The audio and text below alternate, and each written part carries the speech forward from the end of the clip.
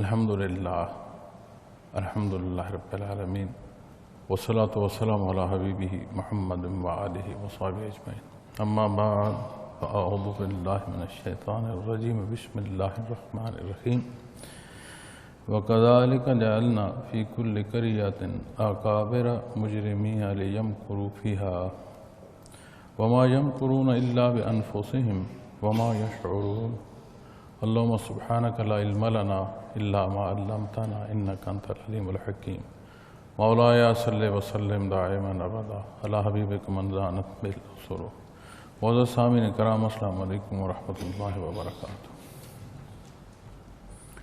ارشاد باری تعالیٰ ہے اور اس طرح ہم نے ہر بستی میں وہاں کے بڑے لوگوں یعنی رئیسوں کو جرم کرنے والا بنایا کہ وہاں شرارتیں کریں، اور یہ لوگ اپنے ہی ساتھ شرارت کر رہے ہیں اور ان کو ذرا بھی خبر نہیں۔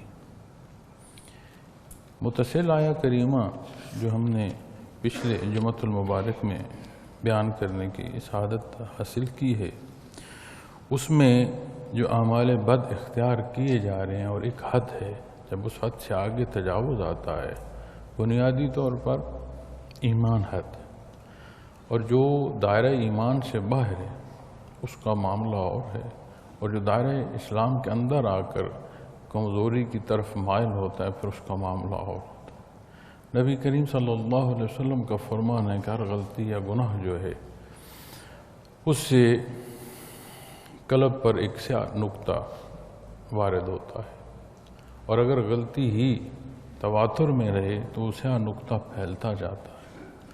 توبہ نصیب ہو تو صاف ہو گیا، اگر وہی غلطی دہرا رہا ہے تو مفہوم عالی ہے کہ پھر پورا قلب سیاہ ہو جاتا ہے، اور جب پورا قلب سیاہ ہو جائے تو پھر توبہ کی توفیق سلب ہو جاتی ہے۔ لیکن یہاں جو متصل حصہ ہے اس میں کفار کے حوالے سے بات آ رہی ہے، كَذَلِكَ زُيِّنَ لِلْكَافِرِينَ مَا كَانُوا يَعْمَلُونَ، یعنی وہ جو غلطیاں اور زیادتیاں کر رہی ہیں، شیطان انہیں ایسا نکھار کر اور ایسا خوب کر کے انہیں دکھاتا ہے کہ انہیں اپنے اعمال اچھے معلوم ہوتے ہیں، اپنی برائی کے ساتھ لگاؤ محسوس ہوتا ہے۔ فرمایا اسی طرح کافروں کو ان کے اعمال اچھے معلوم ہوتے ہیں۔ پھر یہاں جب یہ بات آئی کہ وَكَذَلِكَ جَعَلْنَا فِي كُلِّ قَرْيَةٍ أَكَابِرَ مُجْرِمِيهَا لِيَمْكُرُوا فِيهَا، اور اس طرح ہم نے ہر بستی میں وہاں کے بڑے لوگوں یعنی رئیسوں کو جرم کرنے والا بنایا کہ وہاں شرارتیں کرے۔ عربی زبان بہت وسعت کی حامل ہے، اور جب ترجمہ کیا جاتا ہے تو اس کے وہ معنی و مفاہیم جو ایک مادری زبان کے طور پر کوئی کلام کر رہا ہو، اسے کسی دوسری زبان میں بعین ہی انہی کیفیات کے ساتھ منتقل نہیں کیا جا سکتا، تو یہاں تو عربی زبان ہے۔ تو ترجمے میں جب دیکھتے ہیں تو ترجمے میں ہے کہ اور اس طرح ہم نے ہر بستی میں وہاں کے بڑے لوگوں کو جرم کرنے والا بنایا کہ وہاں شرارتیں کریں۔ اب بعض تراجم جو ہیں وہ یہ بھی بیان کرتے ہیں کہ جو بڑا مجرم ہے، کہ جرم میں جو بہت زیادہ جو مجرم ہے اور جرائم کی جو ہے اس کا مزاج اسی میں ڈھل چکا ہے، تو وہ فرماتے ہیں کہ بڑے مجرم۔ لیکن کثیر جو ترجمہ ہے اور جس میں حضرت جی رحمۃ اللہ تعالیٰ علیہ نے بھی جو اکرم التراجم میں حاشیے میں حصہ لکھا ہے کہ وہ بڑے لوگوں یعنی رئیسوں کو جرم کرنے والا بنایا ہے کہ وہ وہاں شرارتیں کریں۔ اب کسی معاشرے میں جو صاحب حیثیت ہوتا ہے، صاحب اختیار ہوتا ہے، اس معاشرے میں عمومی لوگ جو ہوتے ہیں وہ انہی کی پیروی کرتے ہیں اور ان کے مقابل آنے سے کتراتے ہیں، اسی روش پر چلتے ہیں جس روش پر وہ ان کے بڑے لوگ مال و دولت سے، حیثیت سے، اختیار سے وہ رہنما کی صورت جو ہے وہ انہیں موقع پر ملی ہوتی ہے۔ نبی کریم صلی اللہ علیہ وسلم کا فرمان ہے اعمالکم اموالکم، او کما قال محمد رسول اللہ صلی اللہ علیہ وسلم، کہ جیسے تمہارے اعمال ویسے تمہارے حکمران۔ اب معاشرے میں جہاں صاحب حیثیت لوگ برائی کی طرف مائل ہوں، صاحب اختیار لوگ برائی کی طرف مائل ہوں، تو لا محالہ یہ بات بڑی واضح ہو جاتی ہے کہ اسی معاشرے کی جو روش ہے اس کی غمازی کر رہے ہیں وہ جو اس کے رہنما ہے۔ اب معاشرے کی جو عمومی خرابی ہے اسی کے اثرات ان پر واپس جو ہیں حکم کی صورت پر نافذ ہو رہے ہیں۔ اب جو خرابی ہے اس سے جو مزید خرابی پیدا ہوگی لا محالہ وہ مزید نقصان دے گی۔ اب فرمایا کہ لیمکروا فیہا کہ وہاں وہ شرارتیں کریں، غلط انداز اختیار کریں۔ اب دنیا امتحان گاہ ہے معزز سامعین کرام، اور اس امتحان گاہ میں حق بیان فرمایا گیا ہے اور حق سے ہر تجاوز باطل ہے اور باطل کی طرف بڑھنا ہے۔ نبی کریم صلی اللہ علیہ وسلم کی بعثت وہ موقع ہے کہ ایک ذات آپ صلی اللہ علیہ وسلم کی حق بیان فرما رہی ہے اور تمام عالم جو ہے، تمام یہ جو دنیا ہے، تمام یہ جو عالم آب و گل ہے، اس میں ہر طرف اندھیر اور ناحق۔ یہ جو حق ہے اس کا وزن اور دنیا کے قائم رہنے کے جو اوزان ہیں قرآن و احادیث کی روشنی میں اگر دیکھا جائے تو جہاں نیک اور صالح لوگ ہوتے ہیں وہاں پر اللہ کریم کی رحمت برستی ہے، اور کہیں سے اگر نیک اور صالح لوگ نکال دیے جائیں تو نص قرآن یہ بات ثابت فرماتی ہے کہ وہاں پر عذاب الہی آ جاتا۔ تو دنیا کا قائم رہنا اور احادیث کی روشنی اور قرآن کریم کے ارشادات یہ بات سمجھاتے ہیں کہ دنیا میں جہاں جہاں جتنی برائی بھی ہے اللہ کریم کا احسان ہے کہ عمل صالح بھی موجود ہے، اور وہ لوگ جو ظاہری اور باطنی علوم ظاہر اور کیفیات باطنی کے حامل ایسی ہستیاں موجود ہیں کہ دائر دنیا کا نظام جو ہے اور یہ نظام ہستی جو ہے قائم ہے۔ انبیاء علیہ السلام اللہ کریم کی برگزیدہ ہستیاں ہیں، چنے ہوئے لوگ، اور نبی کریم صلی اللہ علیہ وسلم امام الانبیاء ہے۔ آپ صلی اللہ علیہ وسلم کا جلوہ افروز ہونا بہت بابرکت، اور اس کے مقابل میں کل جہان میں جہالت کا ہونا وہ مقابل ہو نہیں سکتی۔ اسی لیے یہ حق کا اعلان انتہائی قلیل وقت میں، اور تاریخ انسانی میں اتنے قلیل وقت میں انصاف کا قائم ہونا یہ اپنی مثال ہے۔ اب جو کچھ ہو رہا ہے لیکن دوسری طرف وہ ذات ہے جو نبی کریم صلی اللہ علیہ وسلم کی ذات۔ آپ صلی اللہ علیہ وسلم پر پتھر برسائے گئے، فرشتے حاضر ہوئے کہ یہی پہاڑ جو طائف کا اسی کو الٹ دیا جائے۔ آپ صلی اللہ علیہ وسلم کی دعا وہاں ان کی بچت پہ ہوئی۔ آپ نے فرمایا یہ نہیں سمجھ رہے، ان کی اولاد سمجھ لے گی، آنے والی نسلوں کو حق معلوم ہو جائے۔ یہ اپنے قریشی بھائی کی طرف پتھر برسا رہے ہیں، یہ نہیں جانتے کہ میں محمد رسول اللہ صلی اللہ علیہ وسلم ہوں۔ تو وہ موجود ہونا، وہ برکات کا ہونا۔ پھر اسی طرح حدیث مبارکہ میں آ جاتا ہے کہ قیامت تب تک قائم نہیں ہوگی جب تک دنیا میں اللہ اللہ کرنا موجود ہے اور آخری فرد موجود۔ صاحبی ایمان جب اٹھ جائیں گے اس دنیا سے تو پھر قیامت قائم ہو جائے گی، پھر فرصت جو ہے اس جہان فانی کی وہ تمام ہو جائے۔ اب یہاں جب اس آیہ کریمہ کو دیکھتے ہیں معزز سامعین کرام تو معاشرے میں اچھائی بھی ہے اور معاشرے میں برائی بھی ہے۔ معاشرے کا قائم رہنا اللہ کے حکم سے، اس کے کرم اور احسان سے۔ ہم نے اپنے لیے کون سے راہ کا انتخاب کرنا ہے۔ عمومی روش اختیار کریں گے تو صاحب حیثیت ہونا کوئی معنی نہیں رکھتا۔ ہمارے نزدیک صاحب حیثیت ہونا شاید بہت بڑا وزن والی بات ہو، لیکن قرآن کریم سے جب قارون کی مثال بیان فرمائی جا رہی تھی تو وہ نکلا جاہ و جلال کے ساتھ، مال و دولت کی جو اسے فراوانی تھی اس کے احساس کے ساتھ نکلا، اس کی شان کے ساتھ نکلا۔ تو قرآن کریم بیان فرماتا ہے کہ لوگوں نے یہ کہا کہ ایسی دولت اور ایسی حیثیت ہمیں بھی مل۔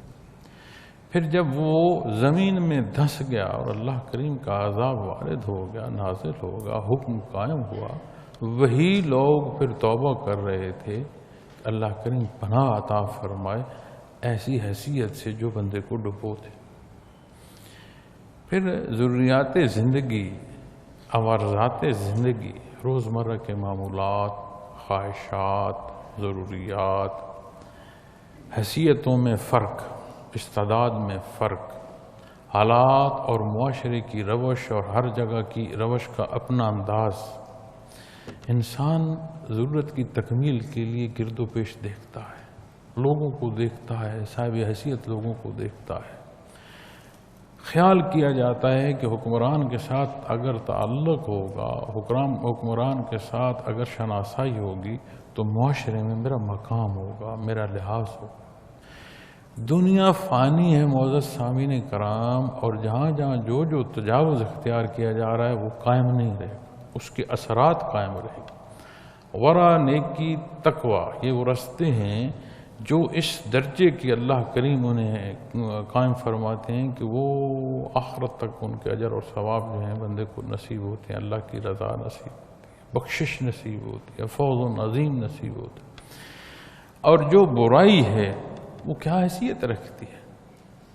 جو کسی نے غلط کیا وہ عمل جب گزر گیا، موقع گزر گیا، لیکن اس کے اثرات تو رہے۔ مزید اس دار العمل میں فساد پھیلا اور تمام جو نتیجہ ہے اس پر جو کچھ بھی وارد ہونا ہے صاحب عمل کے حصے میں آ گیا۔ اب وہ اپنے اعمال کو لے کر برزخ میں اترے گا، اسے سمجھ آ جائے۔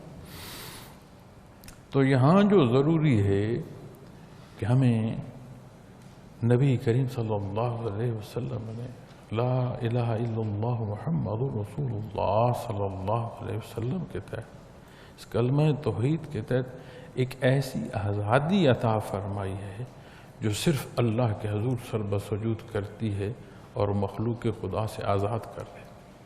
کیا میں اپنے معمولات میں یہ غور کرتا ہوں کہ عمل سبب کے طور پر رکھوں، اپنا کردار سبب کے حصوں تک محدود رکھوں، یا میں یہ سمجھتا ہوں کہ میرے جو اعمال ہیں یا جو اسباب میں اختیار کر رہا ہوں انہی پر نتائج کا انحصار ہے۔ عمل درست صالح، قرآن و سنت عالم اسباب میں سبب اختیار کرنے کی رہنمائی اور حکم دیتی ہے۔ اسباب جائز وسائل اختیار کرنا یہ درست ہے۔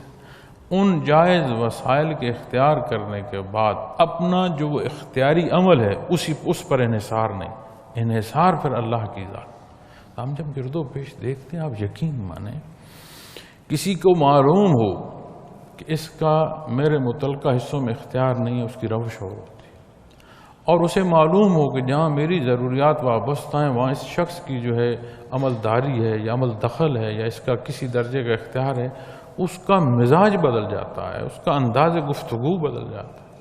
تو کیا سبب ہے؟ متزلزل کیفیت ہے، متزلزل حال ہے، ایمان جو ہے وہ مضبوط نہیں ہے، اس میں کمزوری ہے، اس لیے مخلوق کی طرف دیکھتا ہے، اس لیے اپنی ضروریات کو مخلوق سے وابستہ کرتا ہے، اپنی عزت و ذلت کے جو مقامات ہیں اس کے پیمانوں میں وہ اہمیت مخلوق کو دیتا ہے۔ حالانکہ یہاں بات جب آتی ہے تو یہ سارے حصے وہ ہیں جو خالق کی طرف جاتے ہیں، یہ سارے رستے وہ ہیں جو خالق کی طرف جاتے ہیں، اس کا اختتام مخلوق کی طرف نہیں، خالق کی طرف۔ تو اپنے جو معاشرے میں وہ لوگ جو ہمارے ہی کردار کا نچوڑ ہیں، وہ جب جرم کرتے ہیں اور شرارتیں کرتے ہیں تو لوگ انہی کی تقلید کرتے ہیں۔ لیکن یہ عمل ایسا نہیں ہے کہ یہی عمل ہے، نبی کریم صلی اللہ علیہ وسلم کی حیات مبارکہ، آپ صلی اللہ علیہ وسلم کا ایک ایک فرمان، ایک ایک عمل، آپ صلی اللہ علیہ وسلم کے قدام کا آپ کے حضور حاضر ہونا، دین اسلام اختیار کرنا اور عملی حصوں تک اس کا نفاذ کرنا، مکی زندگی میں کیا حیثیت تھی؟ ظاہری پہلوؤں میں کیا حیثیت تھی؟ صحابہ کرام رضوان اللہ علیہم اجمعین انتہائی کمزور حیثیت۔ کتنی تعداد تو وہ تھی جو غلام تھے اور مالک کافر اور مشرک تھے، اور غلام جو ہیں وہ دین اسلام جو ہے انہوں نے قبول کیا تھا۔ یہ الگ بات ہے کہ یہ ظاہری آنکھ وہ نہیں دیکھ رہی کہ جبرائیل امین ان کے سوالوں کا جواب لا رہے ہیں بارگاہ عزیز سے، سوال عرض کر رہے ہیں نبی کریم صلی اللہ علیہ وسلم کے حضور، جواب ذات باری تعالیٰ عطا فرما رہے ہیں، اور جبرائیل امین وہ جواب پہنچا رہے ہیں۔ تو معزز سامعین کرام کتنی حیثیت تھی ان کی، کتنے بلند مقام تھے، لیکن یہ ظاہری آنکھ دیکھنے سے قاصر ہے۔ اگر اسے ظاہری آنکھ پر ہی انحصار ہوتا تو نبی کریم صلی اللہ علیہ وسلم کا جلوہ افروز ہونا کافی تھا، لیکن وہ بدبختی جو اپنے اعمال سے خود اپنے لیے پیدا کر لی جاتی ہے وہ پھر اندھا کر دیتی ہے۔ آج ہم دعوے حق کے ساتھ اگر اپنی ضروریات، اپنی خواہشات کی تکمیل اور یہ وابستگی مخلوق خدا سے رکھ رہے ہیں تو پھر ہماری آنکھیں بھی دھندلا گئی ہیں، ہماری بھی نظر کمزور ہو گئی ہے، اور اللہ کا شکر ہے ساری کمزوری میں ایک دعوی ایمان تو ہے، اس کا کرم اور احسان کہ نبی کریم صلی اللہ علیہ وسلم کی امت ہونے کا شرف عطا فرمایا۔ عمل صالح آپ صلی اللہ علیہ وسلم کا ارشاد، ایک ایک زندگی کا پہلو اسے جھانچنا کہ ہم کہاں ہیں، کیا کر رہے ہیں، ہمارے لیے حکم کیا ہے، اور عمل صالح اختیار کیا جائے۔ ایک تو اس کا اجر اور ثواب اختیار کا ہے، دوسرا مزید صالح عمل نصیب ہوتا ہے۔ 24 گھنٹوں میں 5 بار اللہ کے حضور اس کے حکم میں، اس کے حکم کے تحت حاضر ہونا اور ہم کلامی کا شرف نصیب ہونا۔ کون سی بادشاہی، کون سی سلطنت، کہاں یہ حصے مخلوق کو میسر ہیں؟ تو اللہ کی شان ہے، وہ اپنے حضور حاضر کرنے کی، پہنچنے کی توفیق عطا فرماتا۔ دعا کی جائے تو کیا اس دعا کرنے میں ہم کلامی نصیب نہیں ہو رہے؟ قرآن کریم کی تلاوت نصیب ہو، کیا کلام ذاتی نہیں دہرا رہے؟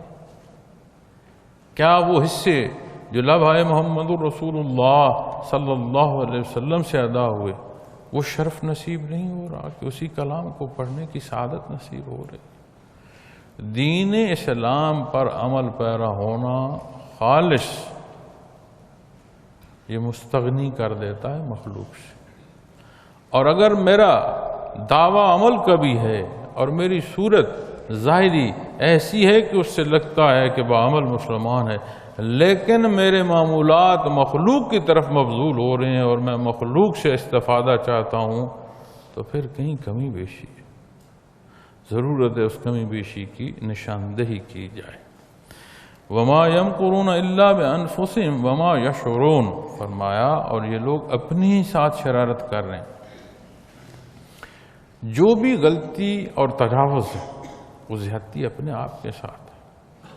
اللہ کریم کی ذات بے نیاز ہے، محتاج ہم ہیں، وہ بے نیاز ہے، وہ پاک ہے، اسے کسی شے کی ضرورت نہیں ہے، اور جو زیادتی اور غلطی کی جائے گی، فرمایا یہ لوگ اپنے ساتھ شرارت کر رہے ہیں، یعنی اس کا وبال انہی پر ہے، اس کا نقصان انہی کو ہے، یہ مزید اپنی تباہی کا سماع کر رہے ہیں، اور فرمایا وَمَا يَشْعُرُونَ، اور اس کا شعور نہیں رکھتے، یہ ادراک نہیں۔ اب ہمارے نزدیک بڑا عقل مند ہونا، بڑا ذی شعور ہونا کیا جی کہ دنیا کو وہ بڑی اچھی طرح جمع کر رہا ہے، مخلوق کے ساتھ اس کی جو گفتگو ہے، مخلوق کے ساتھ جو اٹھنا بیٹھنا ہے، اس میں ایسا انداز ہے کہ مخلوق اس کی طرف متوجہ ہو رہے ہیں، وہ ایک مخلوق میں رہنما کی جو ہے صورت اختیار کر رہا ہے۔ کیا سمجھا جاتا ہے؟ بڑا شعور والا، ذی شعور ہے۔ اب دنیا کا جاننا، اس کا اختیار کرنا، اگر یہ ذی شعور ہونا ہے اور حق سے نابلد ہو، حق جو ہے اس سے ناآشنا ہو اور تڑپ بھی نہ رکھتا ہو، تو قرآن کریم تو ایسی صورت میں اس کا حصہ جو ہے وہ مردے سے مثال فرماتے ہیں۔ یہ دیکھیں نا، وَمَنْ كَانَ مَيْتًا فَأَحْيَيْنَاهُ وَجَعَلْنَا لَهُ نُورًا يَمْشِي بِهِ فِي النَّاسِ۔ تو قرآن کریم تو اسے موت و حیات سے تشبیہ دے رہا ہے۔ تو عقل مندیاں، یہ ذہانتیں دری کی دری رہ جائیں گی، اور ایک وقت جو ہے قیمتی ہے، گزر رہا ہے، اور جو گزر رہا ہے اس کا پھر اختتام بھی آئے گا۔ تو وما یشعرون، تو فرمایا اور ان کو ذرا بھی خبر نہیں، یعنی اس کا شعور ہی نہیں رکھتے، احساس ہی نہیں ہے۔ اب یہ نتیجہ ہے، کوئی بھی عمل کیا جاتا ہے معزز سامعین کرام تو پھر اس کے نتائج مرتب ہوتے ہیں۔ جیسے ہماری غلطیوں، ہماری کوتاہیوں کا نتیجہ ہمارا وہ طبقہ جس کے پاس اختیار ہے، جو صاحب حیثیت ہے، ایک نتیجے کے طور پر آئے، اب وہ نتیجہ مزید تنگی اور تکلیف کا سبب بنے گا۔ اسی طرح یہ جو غلطی کی روش ہے، یہ جو برائی کا اختیار کر لینا ہے، یہ آہستہ آہستہ ایسا عادی مجرم کر دیتا ہے کہ اپنے جرم کا احساس تک نہیں رہتا کہ میں جرم کر رہا ہوں، اور اس غلطی کا اختیار کرنا وہ اپنا حق سمجھتا ہے۔ اور جب یہ صورت ہو جائے وما یشعرون، اللہ معاف فرمائے، بندہ ان حدوں کو نہ پہنچے کہ شعوری طور پر اتنی بیماری لگ جائے کہ یہ حال ہی نہ رہے۔ یہ دیکھیں نا، ذائقہ، ٹیسٹ ایسی خوبصورت عطا ہے کہ مٹھاس اور کڑواہٹ کی تفریق دیتی ہے۔ مٹھاس کی صرف احساس نہیں، اس کی لذت دیتی ہے۔ کڑواہٹ کا صرف کڑوا ہونا احساس نہیں، اس سے وہ جو تکلیف ہے اس تک پہنچاتی ہے۔ اس کے کڑوا ہونے کا جو محسوس ہونا ہے وہ کیفیت بھی معلوم ہوتی ہے۔ اور اگر یہ جو حس ہے، اور اس حس کا مقام معزز سامعین کرام یہ زبان ہے، انسان کی یہ جو زبان کے سامنے حصے ہیں، یہاں پر ذائقے کی حس ہے، اور اگر یہ حس مر جائے، میٹھا کھا رہا ہے، کڑوا کھا رہا ہے، اسے نہیں معلوم، بس پیٹ بھر رہا ہے، تو یہ بیماری جو گناہوں کی ہے یہ احساس ختم کر دیتی ہے، مردہ کر دیتی ہے، نہیں معلوم ہوتا کہ جو کچھ کر رہا ہوں یہ زیادتی ہے۔ فرمایا وَإِذَا جَاءَتْهُمْ آيَاتٌ قَالُوا لَن نُؤْمِنَ حَتَّى نُؤْتَى مِثْلَ مَا أُوتِيَ رُسُلُ اللَّهِ۔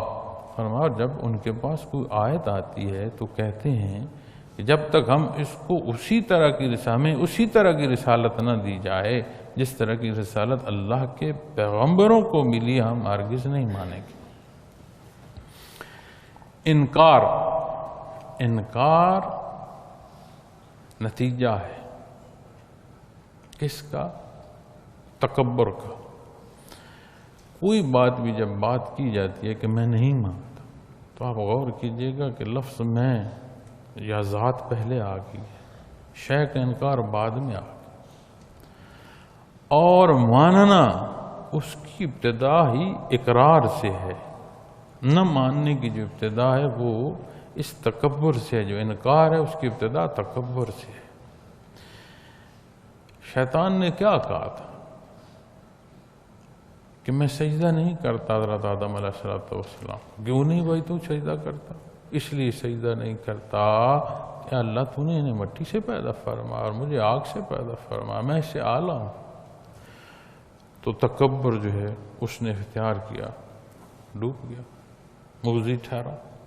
اور اسی طرح جب یہ بات آتی ہے کہ لیکن حق آیا ہوا، اذا جاءتهم آیات، جب ان کی طرف اللہ کریم کی طرف سے کوئی آیت آتی ہے، حکم آتا ہے، قالوا لن نؤمن، کیوں نہیں بھائی تم اس پر اقرار کرتے، کیوں نہیں اس کو مانتے، حتی نؤتی مثل ما اوتی رسل اللہ، ہمیں بھی پھر وہ حیثیت دی جائے جیسے اللہ نے اپنے رسولوں کو، انبیاء کو عطا فرمائی، یعنی ان کے پاس اللہ کے فرشتے اللہ کا پیغام لاتے ہیں، وہ مخلوق کو رہنمائی دیتے ہیں، وہ ایک ایسا نشان ہوتے ہیں، ایک ایسا حق ارشاد فرمانے والی ہستی ہوتی ہے جو ضروریاتی زندگی یعنی یا ظاہری امور جو ہیں ان سے بھی، اور وہ جو حصے ایمانی ہیں یعنی باطنی حصے ہیں، دونوں میں رہنمائی فرماتے ہیں، اور ایسی رہنمائی فرماتے ہیں کہ وہ بات حتمی ہوتی ہے۔ اب یہاں بات دیکھیں نا جی، پھر انہیں جو اس کا احساس وہ کر رہے ہیں وہ حیثیت میں کر رہے ہیں کہ کسی کی بات مانی جائے، تو وہ جو مقام انہیں ہے جن کی تقلید کی جائے وہ ہمارا ہونا چاہیے، ہماری تقلید ہونی چاہیے، ہماری حیثیت ہونی چاہیے، اللہ کے فرشتے ہمارے سامنے کیوں نہیں آئے؟ اور معاشرے میں حیثیت بڑی ہے۔ قرآن کریم میں انبیاء سابقہ کے حوالے سے جب بیان کیا جاتا ہے تو ایسے الفاظ کفار کے ملتے ہیں، وہ کہتے ہیں ہم تمہاری بات نہیں مانتے، تمہاری حیثیت تو ظاہری طور پر بھی ہم سے کمزور ہے، پھر تمہیں ماننے والے وہ لوگ ہیں جن کی کوئی حیثیت ہے نہیں، وہ انتہائی کمزور حیثیت کے لوگ ہیں، مالی طور پر بھی کمزور ہیں اور طاقت کے حساب سے بھی کمزور ہیں، تو ہم کیوں بات مانیں آپ کے، ہم اپنے آباء و اجداد کی بات کیوں نہ مانیں؟ تو یہاں جب یہ فرمایا جا رہا ہے کہ جب کوئی حق ان کے پاس آتا ہے تو اس کا انکار کرتے ہیں، اب یہاں دیکھیں اس انکار میں بھی وہ پھر ذات لا رہے ہیں، تکبر کر رہے ہیں۔ تو کوئی معاملہ معزز سامعین کرام پیش آئے تو بجائے اس کے کہ میں اپنی خواہشات کی پیروی کروں، اپنی ذات کو مقدم رکھوں، میں کیوں نہ دیکھ لوں کہ اس معاملے میں اللہ اور اس کے رسول صلی اللہ علیہ وسلم نے کیا فرمایا ہے۔ نہ ذات آئے گی نہ مسائل پیدا ہوں، نہ انا ہوگی نہ متکبرانہ رویے ہوں گے، اور جب یہ عمل نہیں ہوں گے تو پھر نقصان سے بھی بچت ہو جائے گی، اور نہیں تو فرمایا وما یشعرون، لگے رہو بھائی جو تم سے ہو سکتا ہے کر لو، اللہ کریم فرصت دے دیتے ہیں، شعور نہیں رہتا، بندہ اسی کی خرابی اور برائی میں دھنستا چلا جاتا ہے، اور دعویٰ کیا ہے کہ ہمیں بھی وہی قرب ملے، وہی مقام ملے جو اللہ کریم نے اپنے رسول جو ہیں ہستیاں پیغمبر جو ہیں انہیں جو عطا فرمایا۔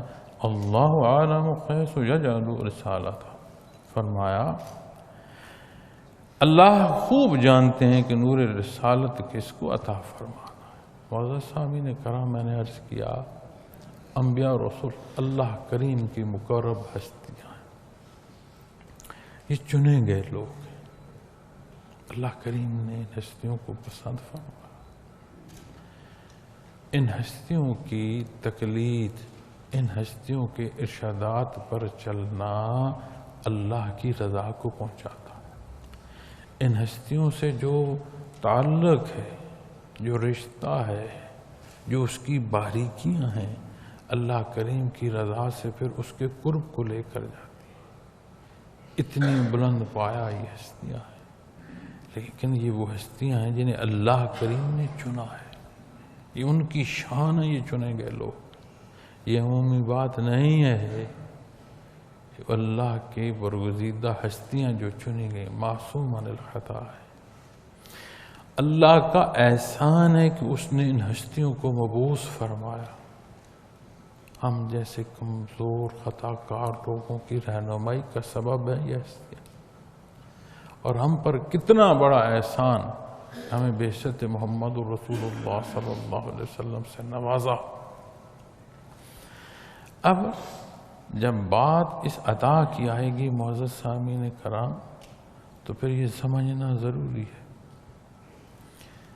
یہ حصے جو شان ہے انبیاء کی، یہ وابی ہے، اس کی عطا ہے، اس کی پسند ہے، اس نے عطا فرمائی، اس نے چنے۔ دوسرا حصہ اس کے ساتھ اور اس کے ذیل میں جو آتا ہے وہ کسب بھی ہے، مجاہدہ کرنا، کسب کرنا، عمل کرنا، جو اختیار دیا گیا ہے مخلوق میں۔ انبیاء علیہ السلام کے ساتھ جو خدام ہیں ان کی بہت بڑی حیثیت، اس لیے کہ وہ اللہ کے انبیاء رسول کے خدا۔ پھر تمام خدام میں جب بات آئے گی تو پھر صحابہ کرام رضوان اللہ علیہم اجمعین کا مقام سب سے بلند آئے گا، چونکہ یہ خدام ہیں در مصطفیٰ صلی اللہ علیہ وسلم۔ یہ وہ لوگ ہیں جنہیں اللہ جل شانہ نے کتب سابقہ میں بھی جن کا ذکر ارشاد فرمایا، ان کی یہ شان ہے کہ رب کائنات نے ان سے اپنی رضا کا اعلان فرمایا ہے کلام ذاتی میں کہ اللہ ان سے راضی ہے۔ یہ وہ ہستیاں ہیں چنی گئی ہیں نبی کریم صلی اللہ علیہ وسلم کی خدمت کے لیے۔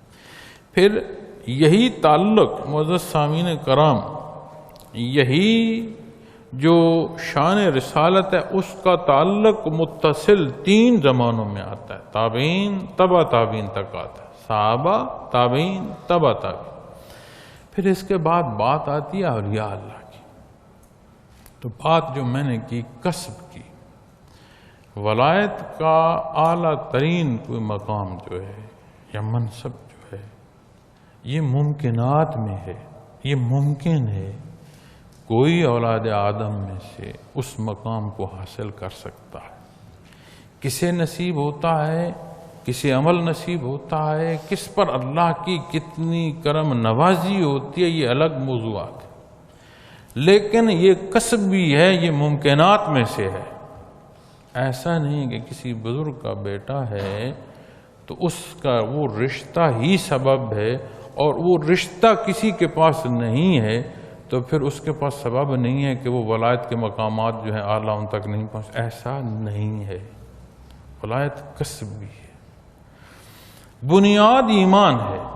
جب قرآن کریم دعوت دیتا ہے نا حق کی تو یا ایھا الناس سے ابتدا فرماتا ہے، یا ایھا الناس سے بات آتی ہے آمنو تک، پھر عمل الصالحات پر آتی ہے، اور جب بات ولایت کی آئے گی معزز سامعین کرام تو پھر صرف عمل ظاہر تک حصے جو ہیں وہ کافی نہیں، پھر ضرورت ہوگی کیفیات باطنی کی۔ اعمال ظاہر ارشادات محمد رسول اللہ صلی اللہ علیہ وسلم، قرآن و احادیث، سنت، فقہ، بحث، ایک ایک تحقیق جو ان حدود کے تحت یہ نصیب ہو، یہ کوئی عام بات نہیں ہے، یہ اتنا بڑا اللہ کا احسان ہے۔ قرآن کریم اسے فوز عظیم بیان فرماتا ہے، اتنی بڑی کامیابی کہ جس کا تم اندازہ نہیں کر سکتے۔